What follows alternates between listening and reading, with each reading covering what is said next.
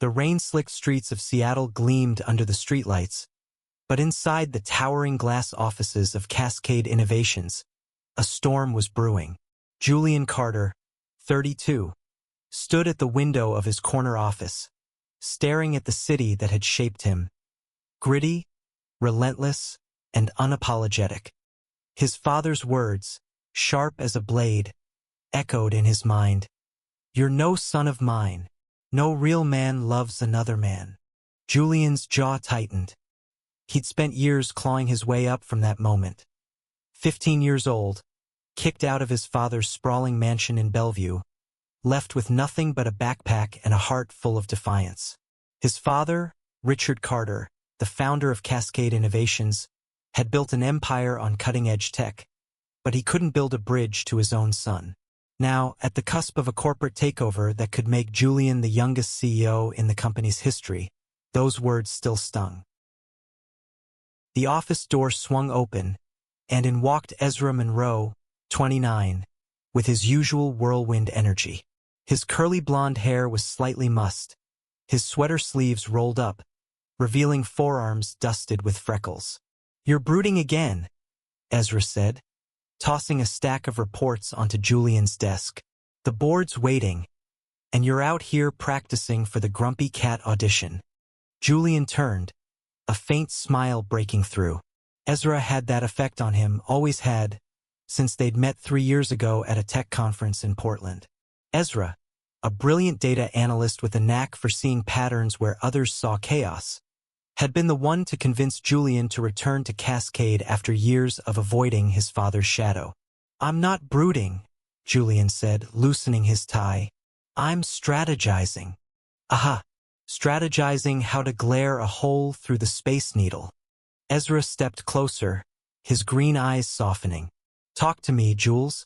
What's got you wound up?" Julian hesitated. The board meeting in an hour would decide his fate. His father, though retired, still held sway over the old guard men who shared his rigid views. They'd never accept a gay CEO, not one who'd been disowned by the company's founder. "It's not just the board," Julian admitted, his voice low. "It's him. Even now, I can hear him saying I'll never measure up." Ezra's hand found Julian's, warm and steady. "You're not that kid anymore. You built half the tech in this building. You're the reason Cascade stock didn't tank last quarter. If they can't see that, they're blind." Julian squeezed Ezra's hand, grounding himself in the moment. Ezra was right, but the weight of his father's rejection clung to him like damp Seattle fog. He'd fought for every inch of his success, coding through sleepless nights, earning his degree at MIT, building startups that rivaled Cascade's early days. But this, taking the helm of his father's company, it was personal. The boardroom was a battlefield of polished mahogany and sharp suits. Julian stood at the head of the table, presenting his vision. A bold pivot to sustainable tech, leveraging AI to reduce environmental impact. The younger board members leaned forward, intrigued, but the old guard, men like Harold Grayson, his father's right hand, sat stone-faced. "Your plan's ambitious, Carter," Grayson said, his voice dripping with condescension. "But risky. Cascade's built on stability, not chasing trends. Your father knew that." Julian's pulse spiked, but he kept his tone even. "My father built this company on innovation, not stagnation. The market's shifting. If we don't adapt, we'll be obsolete in 5 years." Grayson smirked. "Innovation's fine, but leadership requires certain qualities. Strength, tradition. You're young, Julian, and proven in ways that matter." The jab landed hard, laced with the same judgment Julian had heard his whole life. He glanced at Ezra, who sat in the corner taking notes, his expression unreadable but his eyes blazing with quiet support. Julian straightened. "I've tripled our cloud division's revenue in 2 years. My track record speaks for itself. If you want tradition, look at our competitors. They're traditional and they're failing." The room buzzed with murmurs. A few younger board members nodded, But Grayson's allies exchanged skeptical looks. The vote was close, too close. As the meeting adjourned, Grayson pulled Julian aside. Your father's watching this, you know. He'll never let you take his legacy. Not like this. Julian's hands clenched at his sides. This isn't about him anymore. It's about what's right for Cascade. Grayson chuckled darkly. We'll see, boy. That night, Julian and Ezra stood on the rooftop of their shared apartment in Capitol Hill, the city sprawling below like a canvas of dreams and doubts. Ezra leaned against the railing, his breath visible in the cool air. You killed it in there, he said. Grayson's just scared you're better than him. Julian laughed, but it was hollow. He's not wrong about one thing. My father's still pulling strings. I can feel it.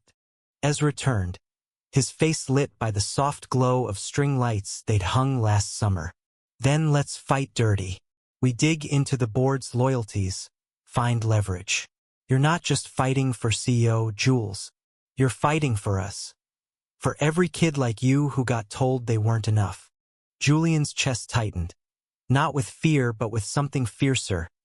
Love, purpose, defiance. He pulled Ezra close, their foreheads touching. You're too good for me, you know that?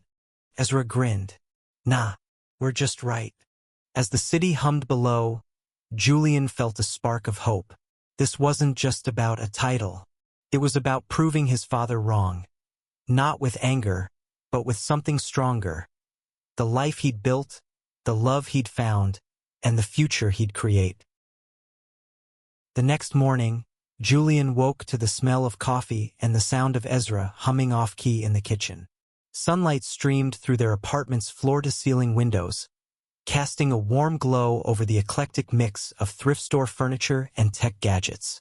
Julian stretched, his mind already racing. The board vote was in 3 days, and Grayson's words lingered like a bruise. Ezra slid a mug across the counter.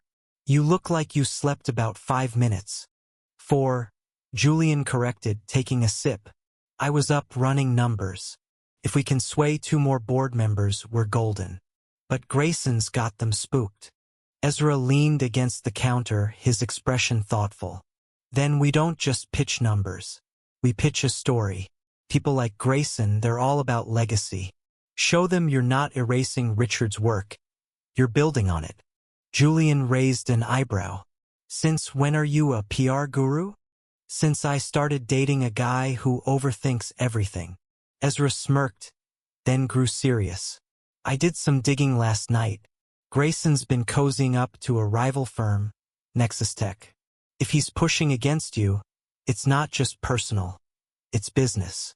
Julian's grip tightened on his mug. Nexus Tech had been snapping up smaller competitors, and rumors swirled about a hostile takeover of Cascade. If Grayson was in their pocket, the board vote wasn't just about Julian's leadership. It was about the company's survival. Get me everything you can on Nexus Tech, Julian said.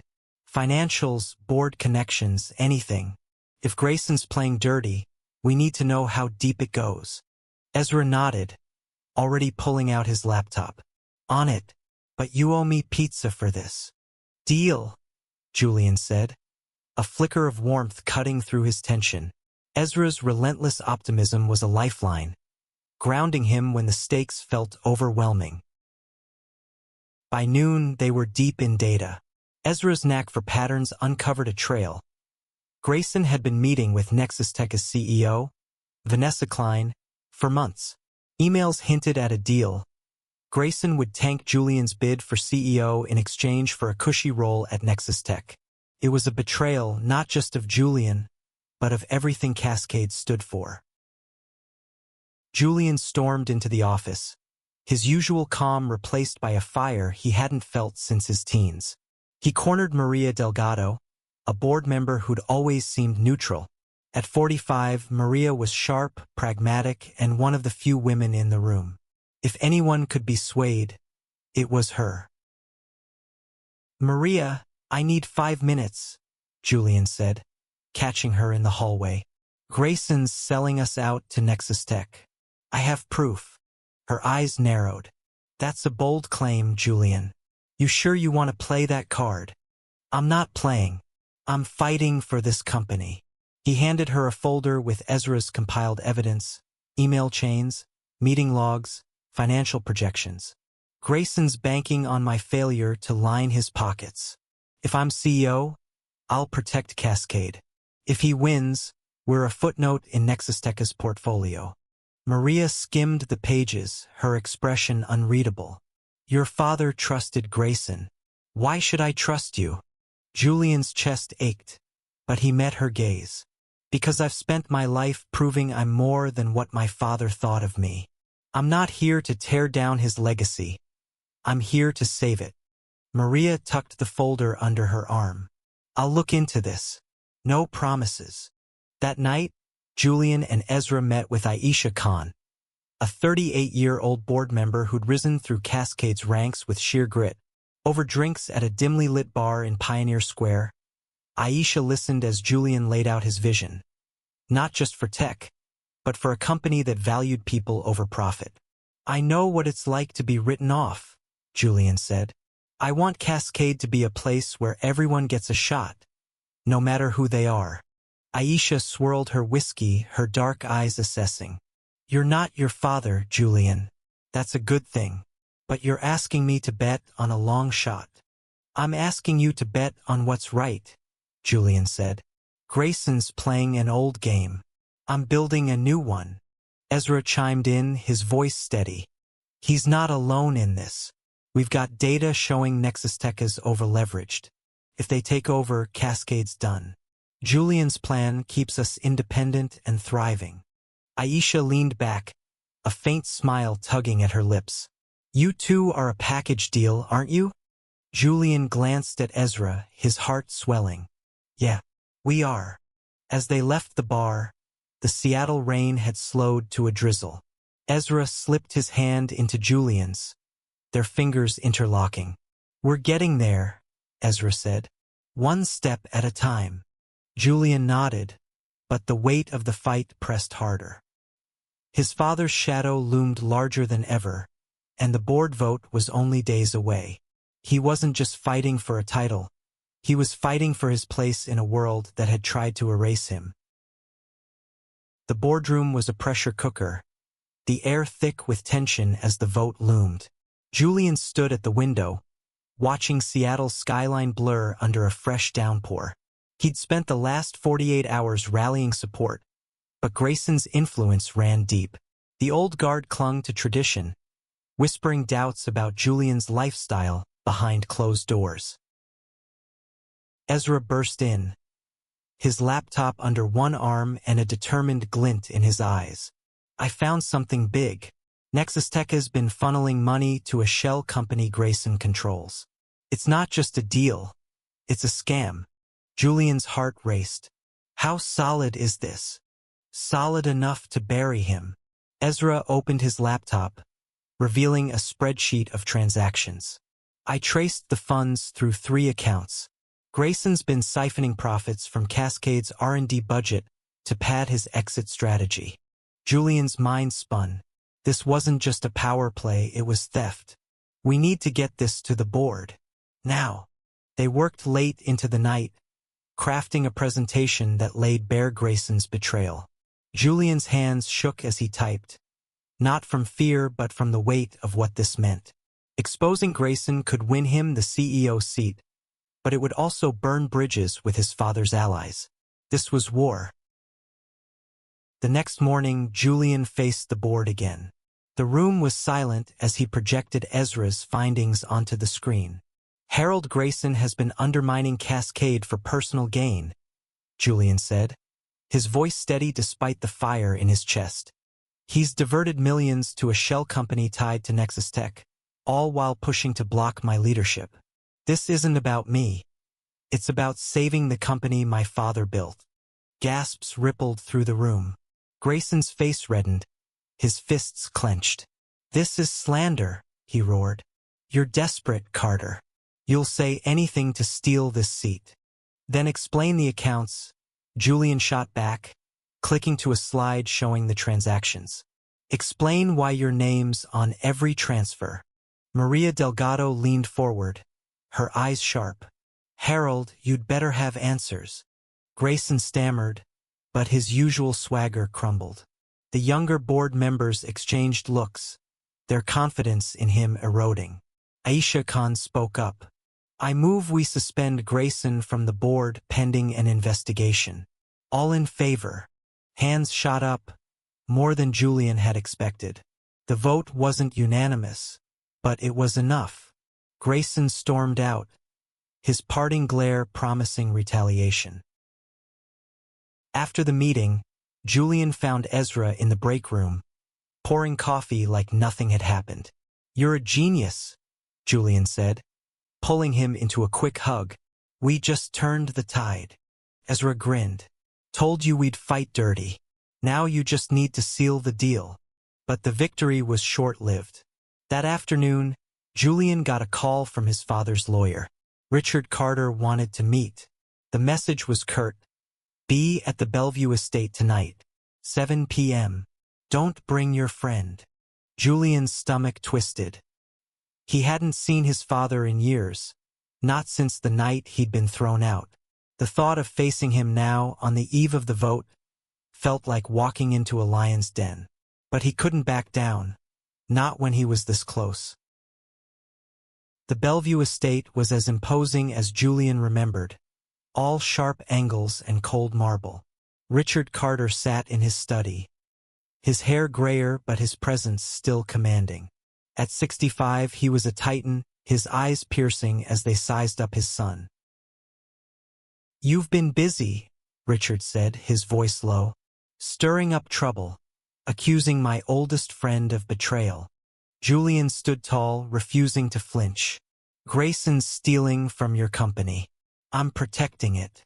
Richard's laugh was bitter. Protecting it? You're tearing it apart. You think you can run Cascade? You're not built for it. You never were. The words cut deeper than Julian expected, dragging him back to that rain-soaked night when he was 15. I've spent my life proving you wrong, Julian said, his voice steady. I'm not here to destroy your legacy. I'm here to make it better. Richard leaned back, his expression unreadable. You'll never be what I wanted. Julian's throat tightened, but he held his father's gaze. I'm not living for what you wanted anymore. I'm living for what's right. As he left the estate, the weight of his father's words pressed down. But so did a strange clarity. This wasn't about Richard's approval, it never had been. It was about Julian, Ezra, and the future they were fighting for. The final day before the vote was a blur of strategy and sleepless nerves. Julian and Ezra worked out of their apartment, papers and laptops strewn across the dining table. The board was split. Maria and Aisha were leaning toward Julian, but the old guard still wavered, loyal to Richard's shadow. Ezra pushed his glasses up, rubbing his eyes. We've got the data, the vision, and Grayson's scandal. If they don't vote for you now, they're idiots. Julian managed a tired smile. You're biased.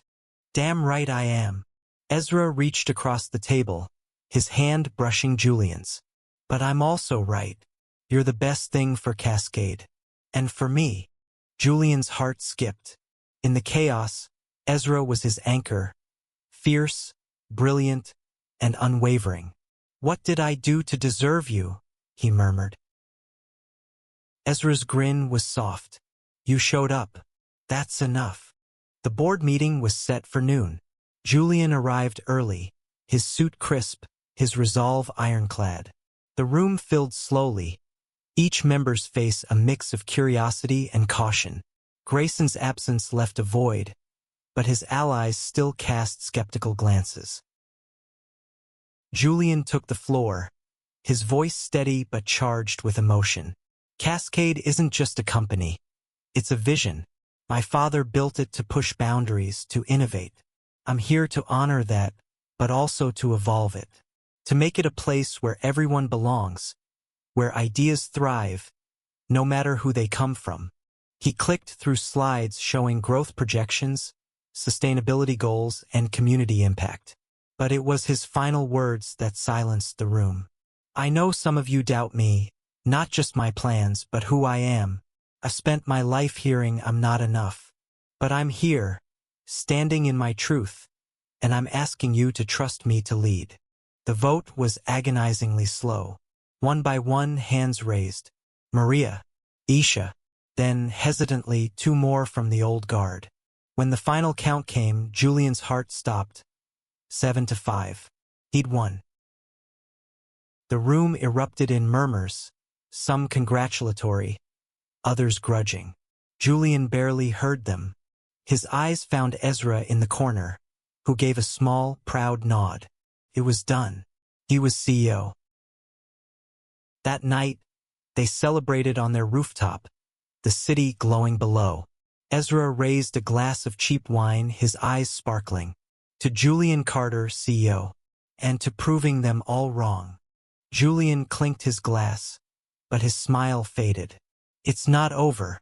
My father's still out there, and he's not going to let this go. Ezra set his glass down, stepping closer. Then we face him together. You're not alone anymore. Julian pulled Ezra into a kiss, soft and fierce, the city's hum fading into the background. For the first time, he felt like he was exactly where he was meant to be. Not just in Seattle, not just at Cascade, but with Ezra, building a life that was theirs. The first week as CEO was a whirlwind. Julian dove into restructuring Cascade's priorities, pushing for diversity in hiring and green tech initiatives. The board, though still divided, began to rally behind his vision. But the shadow of his father lingered. Richard hadn't called, hadn't shown up, but Julian knew he wasn't finished.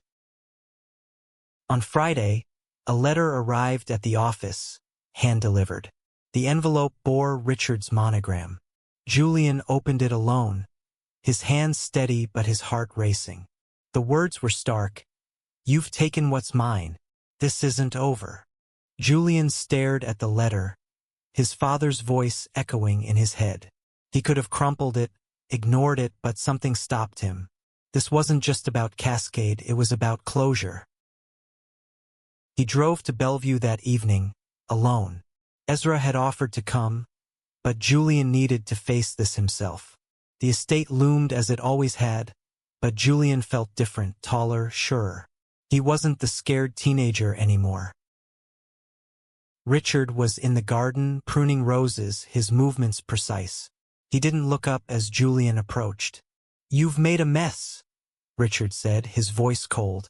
The board, Grayson, my legacy. You've torn it apart. Julian stood his ground. I saved it. Cascade was sinking under Grayson's greed. I'm building something better, something that lasts. Richard finally met his eyes, his gaze hard but flickering with something else. Regret. Maybe. You're not what I wanted, he said again, softer this time. But you're stubborn. Like me. Julian's throat tightened. I didn't do this to spite you. I did it to prove I'm enough. For me. For Ezra. For everyone you wrote off. Richard set down his shears, silent for a long moment. I don't understand you, he admitted. But I see you. Maybe that's something. It wasn't an apology, but it was close enough. Julian nodded, turning to leave. I'm not stopping, he said over his shoulder. Not for you, not for anyone. Back in Seattle, Julian found Ezra waiting on their rooftop, the same bench where they'd shared so many moments. The city sparkled below, alive and endless. Ezra stood as Julian approached, concern in his eyes. How'd it go? Julian exhaled, a weight lifting. It's not fixed, but it's done. Ezra pulled him close, their breaths mingling in the cool night air. You did more than win a title, Jules. You showed the world who you are. Julian smiled, his heart full. He'd spent years running from his father's words, but now he stood tall, not as a son seeking approval, but as a man who'd built his own legacy. With Ezra by his side, Cascade thriving, and a future unwritten, Julian knew he was exactly where he belonged. The boy who'd been told he wasn't enough had become the man who redefined what it meant to be enough, for himself, for love, and for the world.